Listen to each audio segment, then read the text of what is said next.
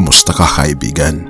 Sa pagkakataong ito, ating tatalakayin ano nga ba ang mga senyales na ikaw ay makakapunta sa langit. Atin itong pag-uusapan mga kaibigan. Ating natalakay sa mga nakaraang content sa kagandahan ng langit. Ngunit ang langit ay napakalungkot naman kung hindi tayo makakapilang na makapunta sa lugar na iyon. Dahil ito ay inihanda ng ating Panginoong Diyos para sa iyo at para sa akin. Sa pagkakataong ito, ano ba ang mga senyales at pag-uugali na ikaw at ako ay makakapunta sa langit na bayan? Number 1, they are in love with Jesus. Oo mga kaibigan, ang mga taong in love kay Jesus ay ang mga taong makakapunta sa langit. Lamentations 3 verse 22-23. Pag-ibig mo, Yahweh, ay hindi nagmamaliw, kahabagan mo'y walang kapantay. Ito ay laging sariwat bawat umaga. Katapatan mo'y napakadakila. Katulad mga kaibigan na isinulat ni Propetang Jeremiah. Binabanggit niya mga kaibigan na ang pagmamahal ng Diyos ay palaging bago araw-araw. At tunay nga mga kaibigan, kung laging nasa isip mo ay ang ating Panginoong Hesus, kung siya ang sentro ng iyong araw, na kahit na ikaw ay malungkot at magalak, ikaw ay kampante dahil alam mo na mahal ka ni Jesus at mahal na mahal mo rin siya. Kaya naman alam mo na hindi kanya papabayaan, na wala kang iniisip kundi palaguhin ang kanyang pagkikipagrelasyon sa kanya sa pamamagitan ng mga panalangin na daan ng pakikiusap sa kanya, at ganoon din sa pag-aaral ng kanyang banal na salita na daan naman upang kausapin kanya, na dahil sa two-way communication na ito napapalago ang iyong pagkikipagrelasyon sa ating Panginoong Hesus. At dito nakikilala mo siya dahil ang sentro ng sinasabi ng Biblia ay walang iba kundi ang ating Panginoong Hesus. Siya ang nagbibigay ng kagalakan sa iyo. Alam mo na walang ibang magpapaligaya sa iyo kundi ang ating Panginoong Hesus. Ikaw ay satisfied sa lahat ng mga bagay na mayroon ka dahil sa ating Panginoong Hesus. Siya ay sapat na, sapagkat kung meron si Jesus Christ sa iyong puso, sa iyong buhay, ay nasa iyo na ang lahat. Wala ka ng ibang iniisip pa dahil si Jesus lang, siya lang ang iyong buhay. Ang tunay na pagmamahal sa ating Panginoon ay sinusunod natin ang kanyang mga kagustuhan. Ito ay binabanggit sa John 14 verse 15. Binabanggit dito, kung ako'y inyong iniibig, ay tutuparin ninyo ang aking mga utos. Oo mga kaibigan, ang isang taong tunay na nagmamahal sa ating Panginoon ay nagpapasakop sa mga kagustuhan ng ating Panginoong Diyos, ng ating Panginoong Hesukristo.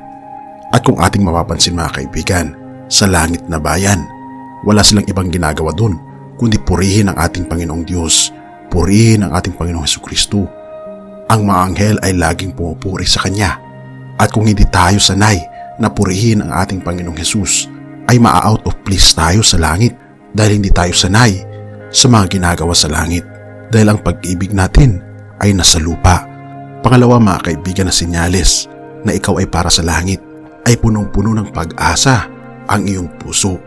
Mga taga-Colossus 1 verse 5, dahil sa pag-asa na natataan para sa inyo sa langit, na nang una ay inyong narinig sa salita ng katotohanan ng Ebanghelyo. Oo mga kaibigan, binabanggit dito na pag ikaw ay punong-puno ng pag-asa, na ang iyong pag-iisip ay laging nasa langit, mawawala ang mga bagay na pinoproblema mo dito sa lupa. Gaya nga ng isang kanta, turn your eyes upon Jesus, look fully in His wonderful face, and the things on earth will grow strangely dim in the light of His glory and grace. Oo mga kaibigan, habang tinitignan natin ang ating Panginoong Hesus at lagi nating isinasapuso ang langit na bayan, ang lahat ng mga bagay sa lupa ay magiging walang kwenta. Magiging madilim ito dahil sa kadakilaan ng ating Panginoong Hesus. At dahil punong-puno ka ng pag-asa, ikaw din ay punong-puno ng kagalakan.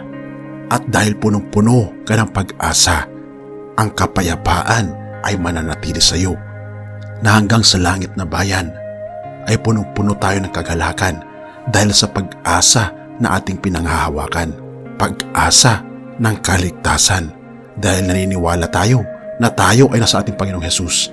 Kaya wala tayong ipinapangamba kung anuman ang mangyayari sa atin sa hinaharap, bumuti man ito o maging masama. Pero dahil ang ating puso ay punong-puno ng pag-asa, ay dakila ka, kaibigan, dahil ikaw ay para sa langit na bayan. Kaya naman mga kaibigan, taga Roma 15 verse 13, puspusin nga kayo ng Diyos ng pag-asa, ng buong kagalakan at kapayapaan sa pananampalataya upang kayo managana sa pag-asa sa pamamagitan ng kapangyarihan ng Espiritu Santo. Pangatlo mga kaibigan, nakatangian at senyales na ikaw ay makakapunta sa langit pag ikaw ay punong-puno ng pananampalataya. Oo mga kaibigan, John 3 verse 16, sapagkat gayon na lamang ang pagsinta ng Diyos sa sanlibutan na ibinigay niya ang kanyang bugtong na anak upang ang sinumang sa kanya'y sumampalataya ay huwag mapahamak kundi magkaroon ng buhay na walang hanggan. Ano ba ang ibig sabihin mga kaibigan nito? Ang ibig sabihin ng ating Panginoon, pag tayo ay sumasampalataya sa ating Panginoong Hesus, ay magkakaroon tayo ng buhay na walang hanggan. Ang tanong ay, ano ba ang ibig sabihin ng pananampalataya? Hebrew 11 verse 1, tayo'y may pananalig kung nagtitiwala tayong mangyayari ang mga inaasahan natin at naniniwala sa mga bagay na di natin nakikita. At verse 6, ang ating Panginoon, binabanggit niya dito, ay kinalulugdan niya ang mga taong nananalig sa Kanya. At hindi kinalulugdan ng Diyos ang hindi nananalig sa Kanya, sapagkat ang sinumang lumalapit sa Diyos ay dapat maniwalang may Diyos at Siya ang nagbigay ng gantimpala sa mga humahanap sa Kanya. Ang tanong mga kaibigan, ano nga ba ang ganap na pananampalataya sa ating Panginoong Diyos? Sabi dito mga kaibigan sa Santiago 2 verse 14, mga kapatid, ano ang mapapala ng isang tao kung sabihin man niyang siya'y may pananampalataya, ngunit hindi niya naman pinatutunayan sa gawa, maililigtas ba siya ng gayong pananampalataya? Verse 17, gayon din naman, patay ang pananampalatayang walang kalakip na gawa. Oo mga kaibigan, kung sinasabi natin na mahal natin ang ating Panginoon, ngunit hindi naman natin sinusunod ang kanyang mga utos, ang kanyang mga kagustuhan, ang tawag dito mga kaibigan ay patay na pananampalataya. Mateo 7 verse 21 to 23, hindi lahat ng tumatawag sa akin, Panginoon, Panginoon, ay papasok sa kaharian ng langit, kundi ang mga tao lamang na sumusunod sa kalooban ng aking Ama na nasa langit. Sa araw ng paghuhukom, marami ang magsasabi sa akin, Panginoon, hindi po ba kami ay nagpahayag ng mensahe mula sa Diyos, nagpalayas ng mga demonyo at gumawa ng mga himala sa iyong pangalan? Ngunit sasabihin ko sa kanila, hindi ko kayo kilala, lumayo kayo sa akin, kayong mga gumagawa ng kasamaan. Oo mga kaibigan, hindi lahat na nagsasabi ng Panginoon, Panginoon o kaya Diyos ko, ay papasok lahat sila sa kaharian ng langit, kundi sino lang mga kaibigan. Napakalinaw, binabanggit niya dito yung mga tao lamang na sumusunod sa kalooban ng ating Panginoong Diyos. Kaya mga kaibigan, ang pananampalataya na ganap at sakdal, ito ang tunay na pananampalataya. Santiago 2 verse 22, di ay makikita mong magkalakip ang kanyang pananampalataya at mga gawa at naging ganap ang kanyang pananampalataya dahil sa kanyang mga gawa. Alam niyo ba mga kaibigan, kasi kung hindi tayo sumusunod sa kagustuhan ng ating Panginoon, ay baliwala na tayo ay nagbabasa ng Biblia at nananalangin. Dahil alam niyo ba mga kaibigan, ang demonyo din ay may pananampalataya. Santiago 2 verse 19, sumasampalataya ka sa isang Diyos, hindi ba? Mabuti iyan. Ang mga demonyo man ay sumasampalataya rin at nangangatal pa. Ang tawag dito mga kaibigan ay pananampalatayang demonyo. Ang demonyo, alam nila ang katotohanan. Alam nila kung ano ang nasasabi sa Biblia.